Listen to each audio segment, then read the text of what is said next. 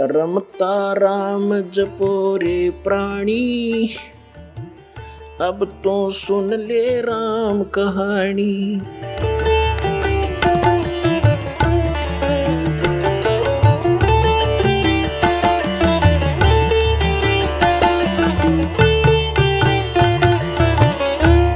इसकी पूर्ति करने के लिए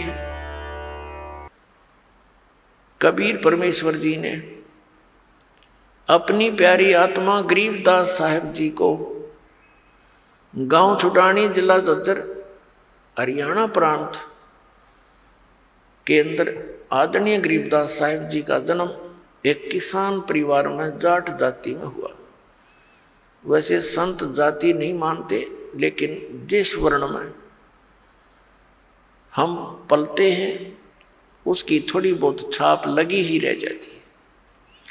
लेकिन परमात्मा ने इस कंसेप्ट को क्लियर कर दिया है कि जात ना पूछो संत की, पूछ लीजिए ज्ञान, और तो मोल करो तरवार का, पड़ी रहने दो म्यान।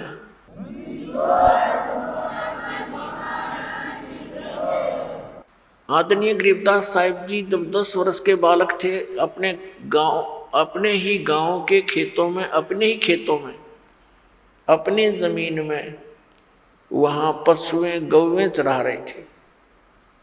परमात्मा वही कबीर देव काशी से सह शरीर जाने के लगभग 200 वर्ष उपरांत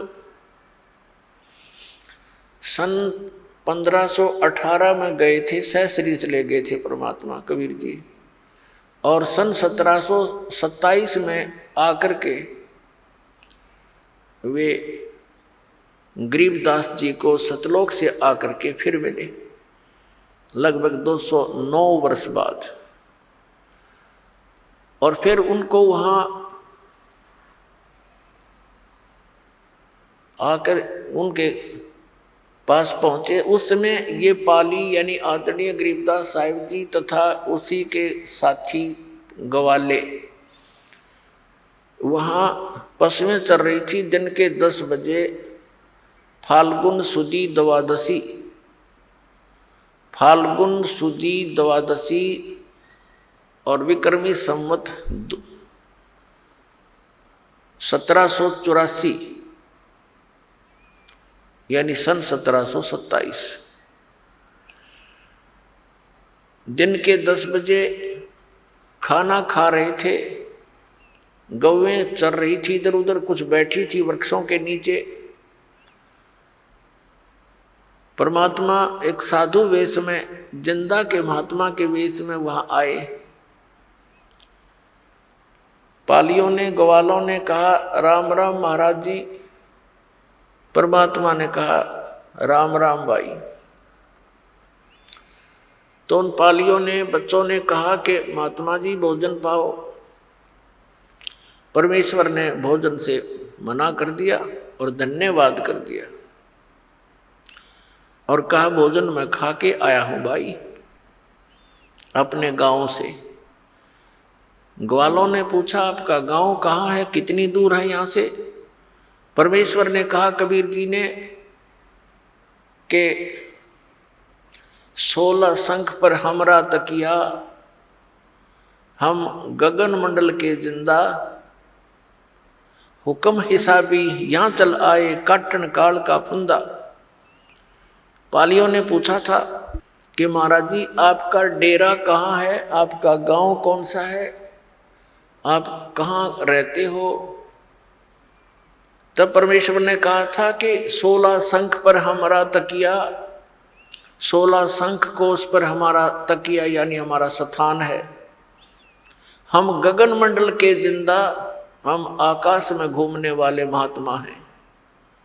हुक्म हिसाबी हम चल आए, काटन काल का फंदा। हम अपने ही आदेश अनुसार यहाँ काल के इस फंद को काटने के लिए आया हूँ। इस गूढ़ ज्ञान को बच्चे नहीं समझ सके, वो पाली ग्वाले नहीं समझ सके, जिसमें बड़ी उम्र के भी थे। उन्होंने सोच लिया कि 16 कोस की दूरी पर होगा। पहले एक दूसरे से इतने परिचित नहीं थे क्योंकि कन्वेंस नहीं होती थी। फिर कहा महात्मा जी भोजन पालो। परमात्मा ने कहा नहीं भोजन नहीं पाऊंगा। तो उन्होंने कहा जी भोजन नहीं पाओगे, दूध तो पीना पड़ेगा महाराज जी, क्योंकि एक श्रद्धा और प्यार से लाडों में पहले दास को खूब ज्ञान है, उस पवित्र समय का खूब आभास है, जिसमें आने वाले अतिथि का कितना रिस्पेक्ट हुआ करता था। आज इस माया की दौड़ ने और इस शिक्षा ने हमारे को कति निकम्मा बना दिया। दया रही नहीं, आदर रहा नहीं। हम पहली बार किसी जैसे गांव से शहर में गया था दास, तो वहाँ देखा था शहर वाले उन लोगों का व्यवहार। मैं आश्चर्य में था कि ये ना यूँ कहते हैं पानी पी लो, ना ये कहते हैं आ जाओ भोजन पा लो, या ये यूँ भी नहीं कह रहे हैं कि आ जाओ बैठ जाओ। ये कैसा व्यवहार है इन लोगों का। ये थोड़ी सी बिजली उस समय शहरों में गिरी थी, कोई रिस्पेक्ट रहा नहीं, स्वार्थ हो तो बात करे ना करे नहीं। अब ये तकरीबन सब जगह फैल चुकी है। तो उस समय ये दास देखा करता था, कोई भी व्यक्ति अननोन आ जाता था और कहता था मैं आज रात यहीं रुकना पड़ेगा मुझे, उसका विशेष सत्कार आदर अलग से उसका रहना बहुत प्यार से रखा करते और भोजन की सर्वप्रथम पूछा करते थे। तो उसी दृष्टिकोण से उन्होंने कहा जी वो दूध तो पीना ही पड़ेगा। फिर पहले गौवे बहुत रखा करते थे गांव शहर में, यानी खेतों में बहुत सी गायें रखते थे और बहुत सी ऐसी गौवें भी होती थी जो बहुत शरीफ होती थी, जब चाहे बच्चा लगाया और दूध निकाल लेते थे।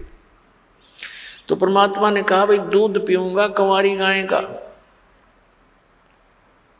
पिलाना है तो पिलाओ बच्चों।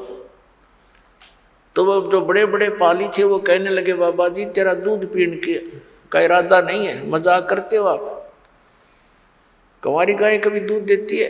परमात्मा कहते हैं भाई तुम्हारी नीयत दूध प्यान की है तो कंवारी गाय भी दूध दे देती है।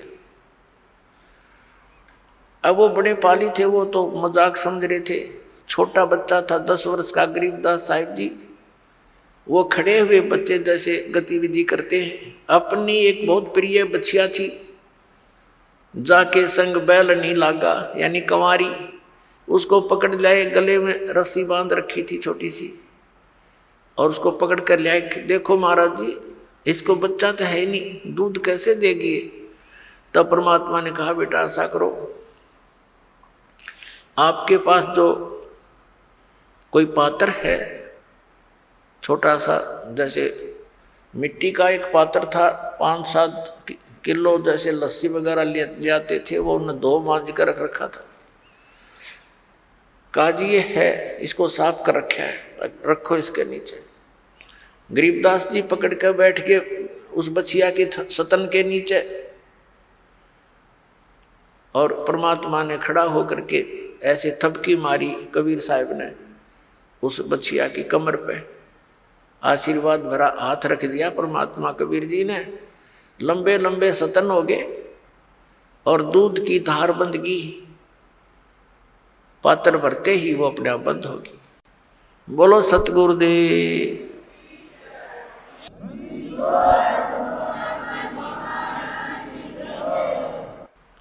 अब वो गरीबदास जी उस लेकर के उस पात्र को परमात्मा से कहा ले महाराज जी पी लो, आपने तो कमाल कर दिया।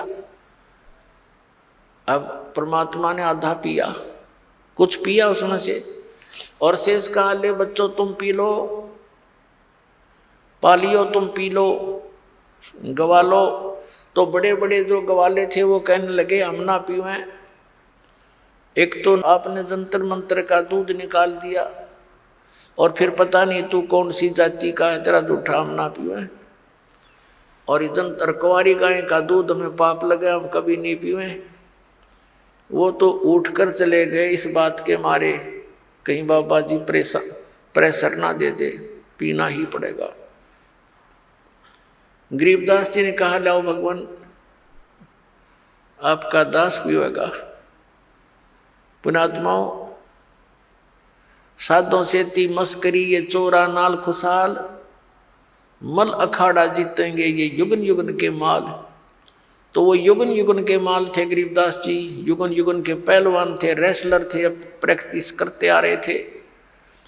उनके हृदय में एकदम बात सवागी, अकेला आपका दास भी होगा।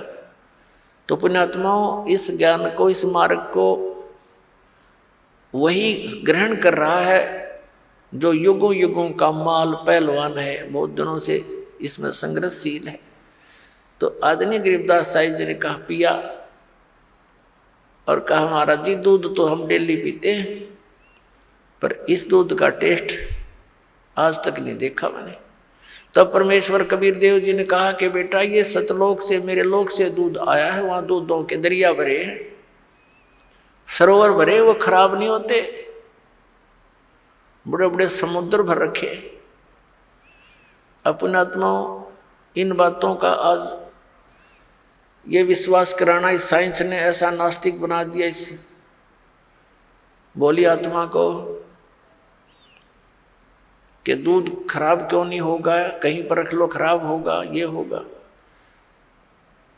अब जैसे गंगा का जल जो है, गंगा नदी का, इसको कहीं रखो ये कभी खराब नहीं होता, और किसी भी दरिया का या कुएं का कितना जल रख लो, चाहे डिस्टिल्ड करके रख लो उसको, वो भी खराब हो जाता है।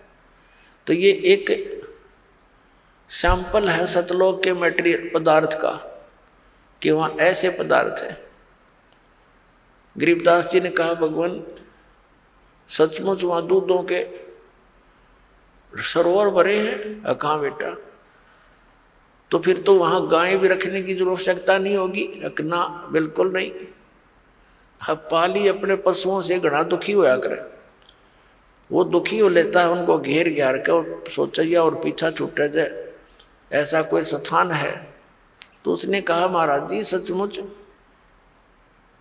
मैं कैसे विश्वास करूं आपकी बात पर, मुझे एक बार दिखा दो वो आपका सतलोक, आपका जो स्थान बताते हो, जहाँ दूधों की दरिया भरी और बागों का फल फ्रूट जो खिले रहते हैं, लद पद रहती है, सदा बाहर बाग बताए परमात्मा ने सतलोक में।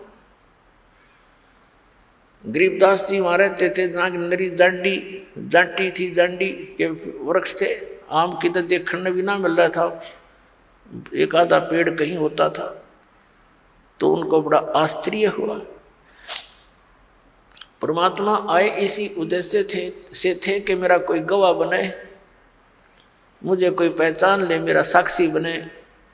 आने वाले समय में कलयुग के अंदर जो या बीतली पीढ़ी आनी थी, इसके लिए मालिक ने सारी भूमिका बनाई थी, बैकग्राउंड तैयार कर गए थे कि हु इज गॉड, कौन है परमात्मा और कैसे उसको पहचाना जा सकता है, क्या लक्षण है उसके। तो वो लीला प्रत्येक युग में करते हैं दाता, और इसी का प्रमाण वेद बताते हैं कि वो ऐसी लीला करता है। सतलोक में लेकर गए परमात्मा उस आदरणीय गरीबदास साहिब जी को, उनकी आत्मा को, शरीर वहीं रह गया। ऊपर के सारे लोग दिखाए, ब्रह्मा विष्णु महेश जी के लोग दिखाए, उनकी सतीति से परिचित करवाया, उनसे बातें करवाई, और उन्होंने स्वयं स्वीकारा कि हमारी जन्म और मृत्यु होती है, परमात्मा कोई और है, हम भी उसी की खोज में लगे हुए हैं, लेकिन हमें उनके दर्शन नहीं हुए।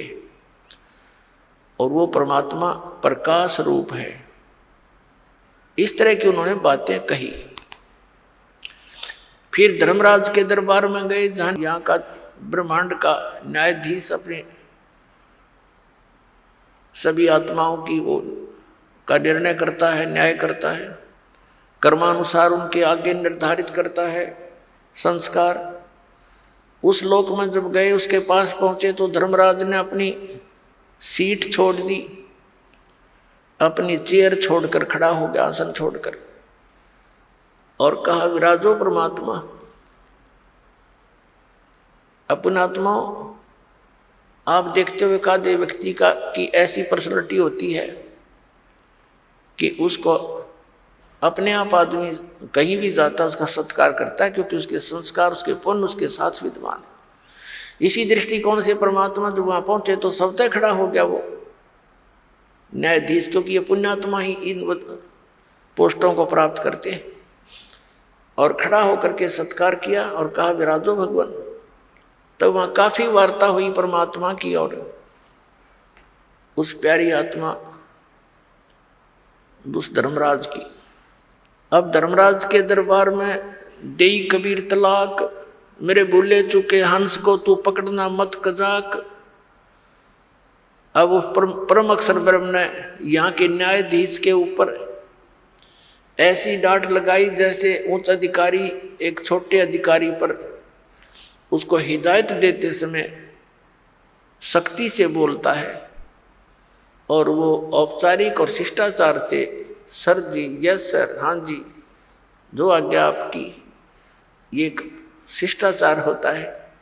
इसी प्रकार परमात्मा पूर्ण ब्रह्म कबीर देव जी, कबीर साहब वो काशी वाले धानक जिसको जुल्हा कहा करते, हम कवि कहकर उसकी फाइल को बंद कर रखा था, हमने उनके इतिहास को क्लोज कर दिया था। वो परम अक्षर ब्रह्म है, वो सर्व सृष्टि रचनहार है, वो हम सबके सृजनहार है। तो वहाँ गरीबदास साहिब जी के सामने अपनी समर्था दिखाते हैं। धर्मराज से कहा कि खबरदार दे तूने मेरे किसी हंस का, जिसने मेरे संत से मेरे द्वारा, मेरे रिप्रेजेंटेटिव, मेरे द्वारा भेजे संत से उपदेश प्राप्त प्राणी का तूने अकाउंट भी नहीं ले करना, उसका लेखा जोखा भी नहीं करना तूने। खबरदार दे उसको पकड़ लाया है तो। धर्मराज हाथ जोड़कर कहता है, करबद्ध होकर कहता है कि ये परमात्मा, आपके हंस को, आपका जो उपदेशी होगा उसको मैं कभी नहीं पकड़ूंगा, उसको कोई दंड नहीं दूंगा। धर्मराय दरबार में देई कबीर तलाक, मेरे भूले चूके हंस को तू पकड़िए मत कजाक। बोले पुरुष कबीर से धर्मराज कर जोड़, और तुमरे हंस को पकड़ो नहीं मन 2 ही लाख करोड़। आपका जो हंस होगा मैं कभी उसको नहीं पकड़ूंगा, ना उसको दंडित करूंगा। और फिर उसने कहा कि परमात्मा, जब तक आपकी शरण में ये जीव नहीं आता तब तक इसके पूर्व जन्म के संचित पाप कर्म मेरे पास विद्यमान होते हैं। हे प्रभु, अब मेरे कागजों में वो स्टैंड करते हैं और यहाँ का नियम है जैसे कोई कर्म करेगा वह भोगने पड़ेंगे। तो परमात्मा, उसको तो मैंने दंड देना पड़ेगा, मेरी मजबूरी है। तब परमात्मा ने, कबीर देव जी ने कहा था, कबीर साहब ने, ये कर्म भ्रम ब्रह्मंड के मैं पल में कर हूँ नेस, और जिन हमरी 2 ही दी सो करो हमारे बेस। ये तेरे कर्म भ्रम इस ब्रह्मांड के तुमने लगा रखे हैं, इनको 1 मिनट में नष्ट कर दूंगा, खत्म कर दूंगा, कैंसिल कर दूंगा, क्रॉस मार दूंगा इनके ऊपर। और जिन्होंने मेरी दुहाई दी और तुम पकड़ लाए, तुम्हारे अनुचर उनको यहाँ ले आए और उन्होंने ये कह दिया कि मैं तो ऐसे ऐसे कबीर साहब का बच्चा हूँ, तुम मुझे नहीं पकड़ सकते, तुम गलती कर रहे हो। तो उनको करो हमारे पेश, उनको फिर हमारे पास ले आना, मेरे बच्चों को, तुम उनको दंड मत देना। ऐसी वार्ता सुनकर गरीबदास जी गदगद हो गए कि तो समर्थ बाबा जी तो बहुत बड़े तगड़े हैं, और यहाँ का यो न्यायाधीश और ये बड़ा देवता भी ऐसा हाथ जोड़कर खड़ा इसके आगे। तो फिर आगे अपने लोक में ले गए परमात्मा। उससे पहले काल के का वो तिथि, वो स्थान दिखाया जहाँ पर ये एक ब्रह्म लोक में अलग से एक स्थान बनाकर गुप्त रहता है। ये अपनी माया से छुपा रहता है, वहाँ साकार है। ये ज्योत निरंजन साकार है, नर आकार है, इसके ओछा माथा है और लंबे दांत हैं, शरीर इसका चेहरा बेढंगा सा है। और फिर परमात्मा ने इसका दूसरा स्थान दिखाया जो 21वें ब्रह्मांड में, जहां ये तपस्या पर भून कर 1 लाख प्राणियों का आहार करता है, सूक्ष्म शरीर से गंध निकाल कर खाता है, और जीव मरते नहीं, वो कर्म अनुसार अपना अन्य शरीर प्राप्त कर लेते हैं। फिर उसे परब्रह्म के यानी अक्षर पुरुष के लोक में प्रवेश किया। वो 11वां द्वार है जो इस काल के लोक से और सरपुरुष के लोक से अक्षर पुरुष के लोक में जो प्रवेश करना होता है जिस मार्ग से, वो 11वां द्वार है। और 12वां द्वार है इस 7 संघ, इस अक्षर पुरुष के 7 संघ ब्रह्मांडों को पार करके जहां फिर सतलोक में प्रवेश करना होता है, वो 12वां द्वार है। अभी तक ये 10वां द्वार की रट लगा रखी थी। ये 10वां द्वार भी काल के ही इस जाल में है। और 11वां जो द्वार है जो, उसका तो किसी को पता ही नहीं। बाकी एक आधा जो कबीर पंथी है वो कबीर साहिब की वाणी को पढ़कर उसका विपरीत अर्थ लगा के वो कहता 11वीं खिड़की, बसंती में खिड़की, 11वीं खिड़की, 11वीं खिड़की। उसको ये नहीं मालूम कि नीम हकीम खतराए जान होता है। और फिर दावा करते हैं वो लोग कि मेरे से बड़ा, मेरे से अधिक ज्ञान किसी का नहीं, क्योंकि मैंने 11वीं खिड़की पागी। और उसको कहाँ बताते हैं? 11वां द्वार कहते सुरती में है, सुरती में। अरे भले आदमी, सुरती तो उस द्वार से पार होकर जाएगी, और सुरती में द्वार है, फिर जाएगा कहाँ खाक। ये इस तरह बकवास दे, इनको ज्ञान है नहीं, डुबो दी सारा। कबीर पंथी होकर के कबीर साहब के मार्ग से परिचित नहीं है। और ये लोग दीमक हैं परमात्मा के मार्ग में, क्योंकि इनके द्वारा दिया गया भक्ति विधि गलत। ये भी नास्तिक बनाने की तैयारी में लगे हुए हैं जनता को, क्योंकि जब तक परमात्मा की यथार्थ भक्ति विधि नहीं मिलेगी, परमात्मा से मिलने वाले वो लाभ प्राप्त नहीं हो सकते। और कुछ दिनों के बाद फिर नास्तिक अपने आप हो जाता है। प्राणी सब साधनाएं गलत साधना करके थक जाता है, छोड़ देता उस मार्ग को। 11वें द्वार तक, यानी वो 11वां द्वार तो ये परिचित है ही नहीं कोई जो दास बताने जा रहा है। ये तो इस ब्रह्मांड के अंदर ही सारा कुछ बताते हैं, शरीर में ही बताते हैं। और कुछ एक चातुर प्राणी है जो कबीर पंथी नकली, वो कहते हैं शरीर से बाहर 1.25 हाथ ऊपर 11वां द्वार है। और तेरे शर्म में है शरीर तो बाहर 1.25 हाथ ऊपर, क्या होगा? आकाश में हो गया, धरती में कि कहीं है कोई ठिकाना? शरीर के द्वार हैं वो तो मान ले भाई 10 हैं, चाहे तू बार 16 बता दे इसमें, वो तो मान भी ला, इसके अंदर होंगे। इस तो बार 1.25 हाथ ऊपर द्वार है, वो क्या हम टट्टू में है? बिना अकल की बात इन लोगों की। तो ये धीरे धीरे कंडम होंगे इस तत्व ज्ञान के। सूर्य उदय होते ही परमात्मा का जो ज्ञान उदय हो रहा है, ये सभी नकली संत पंथ, ये अपने आप इनके ये टमटमाते दीपक डीजल वाले सब खत्म हो जाएंगे, निष्क्रिय हो जाएंगे। अब 12वां द्वार है जो 7 संघ ब्रह्मांड पार करके सतलोक में प्रवेश करेंगे। कबीर परमेश्वर जी ने कहा है कि 12 दर ऊपर बस है मोरा बालम, यानी अपनी महिमा आप पर सुनाते हुए परमात्मा ने कहा है कि हमारा जो मालिक है आप जी सबका, वो 12वें द्वार के ऊपर है, वहाँ रहता है। और आदरणीय गरीबदास साहिब जी ने भी जब परमात्मा के साथ जाकर के वो आंखों देखे सारे द्वार, जब कहा था असंग जन्म तन मरत्या होगे, जीवित क्यों ना मरे रे, और 12 दर मद मैल मठ बोरे, बहुर ना देथ रे रे। वो 12वें द्वार को पार करके वहाँ है वो 12वां द्वार, वहाँ है वो मठ, वो स्थान, जहाँ जाने के बाद फिर लौटकर प्राणी कभी संसार में नहीं आता, वो परम शांति को प्राप्त होता है।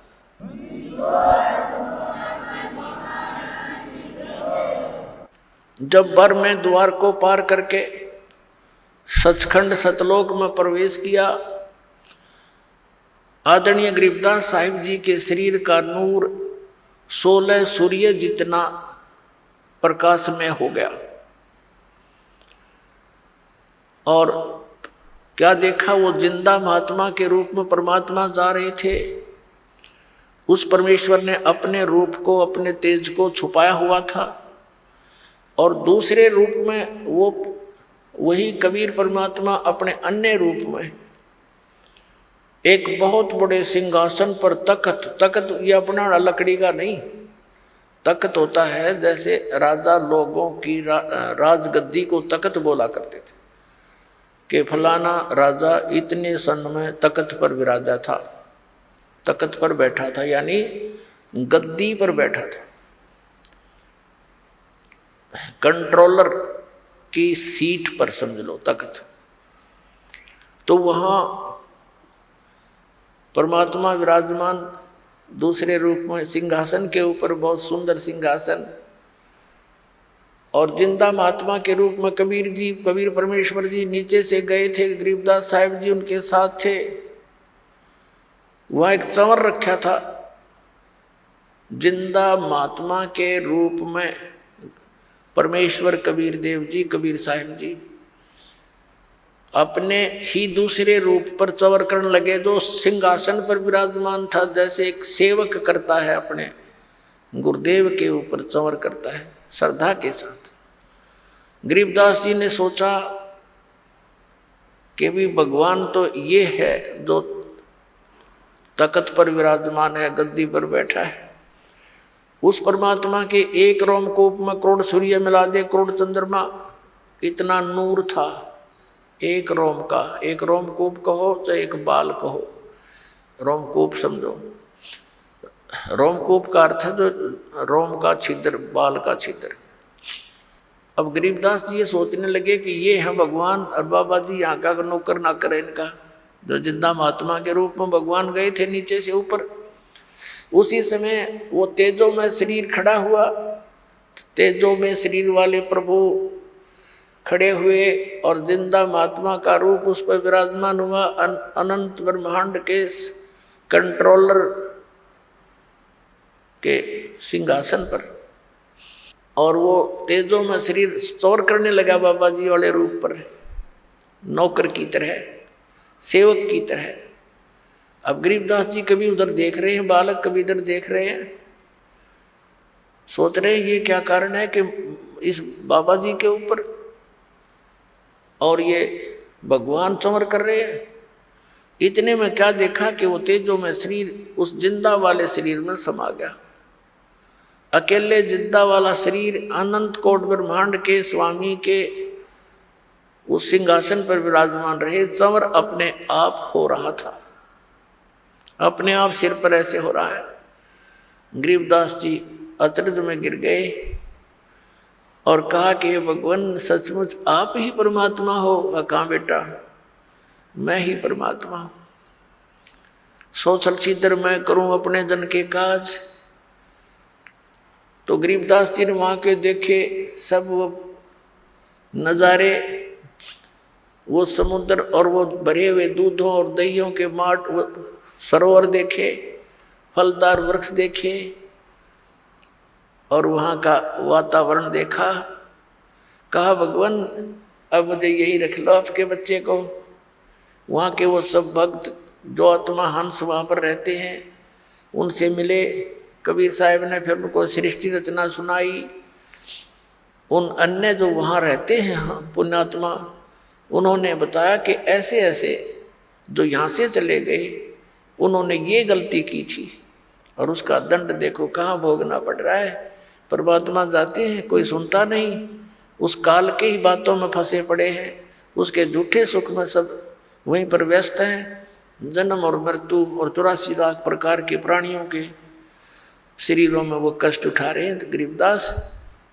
और अब ये है वो स्थान जहाँ कभी जन्म मृत्यु नहीं होती, कभी वृद्ध अवस्था नहीं आती और कुछ भी काम नहीं करना पड़ता, इतना आनंद रहता है, सब आहार उपलब्ध है। गरीबदास जी ने कहा परमात्मा मुझे यही रख लो, भेजो ना भगवान, वो तो घना गंदा लोक है भगवान, वहाँ तो हाहाकार माच रही है।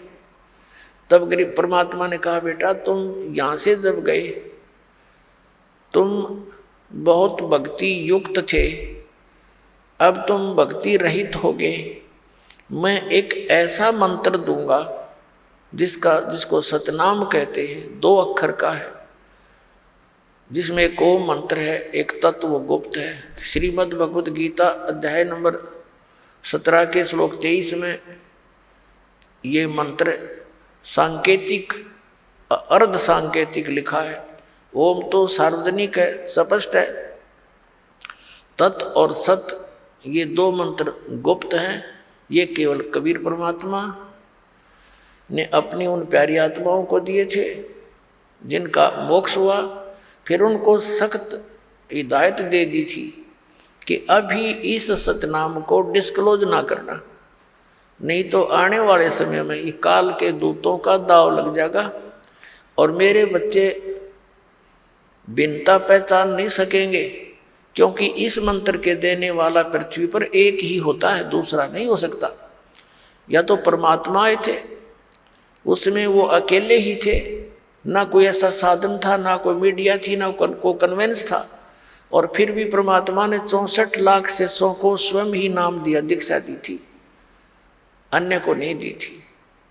भले ये मंत्र नहीं दिया था, ये 5 मंत्र जो आपको 7 मंत्र बना कर दिए जाते हैं, तो उसमें केवल ये 5 मंत्र ही देते थे दाता, ताकि पता था उनको कि ये अभी मुझे पहचान नहीं सकेंगे, और यदि इनको किसी को मंत्र ये दान कर भी दिया तो ये डिस्क्लोज हो जाएगा, बात बिगड़ जाएगी।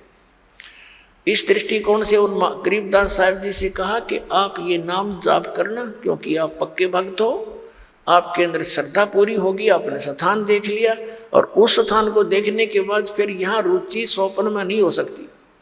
इस बात से गरीबदास साहब जी संतुष्ट हुए कि जो आज्ञा प्रभु आपकी, और कहा ये अभी बताना नहीं।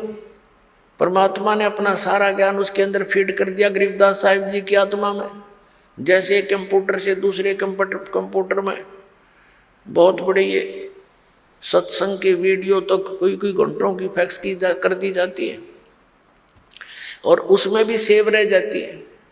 ऐसे परमात्मा ने वो ज्ञान, तत्व ज्ञान, जो कबीर पंथ में घुसे हुए कबीर पंथी नकली संतों ने, काल के दूतों ने कुछ खराब शराब कर दी थी, सच्चिदानंद घन ब्रह्म की वाणी, कबीर वाणी, अपने हिसाब से उनके अनर्थ कर डाले थे। उसकी पूर्ति के लिए आदरणीय गरीबदास साहिब जी के अंदर वो पुनः ज्ञान उसके अंदर फीड किया था और फिर उसको सार्वजनिक करवाया था। आप सुन रहे थे जगत गुरु तत्वदर्शी संत रामपाल जी महाराज जी के मंगल प्रवचन। अधिक जानकारी के लिए विजिट कीजिए हमारी वेबसाइट www.jagatgururampalji.org। संत रामपाल जी महाराज जी के शुभ आशीर्वाद से पूरे विश्व भर में 500 से भी ज्यादा नाम दीक्षा केंद्र हैं, जिन पर संत रामपाल जी महाराज जी द्वारा ऑनलाइन निशुल्क नाम दीक्षा दी जा रही है। अपने नजदीकी नाम दीक्षा केंद्र का पता करने के लिए संपर्क करें 8222880541।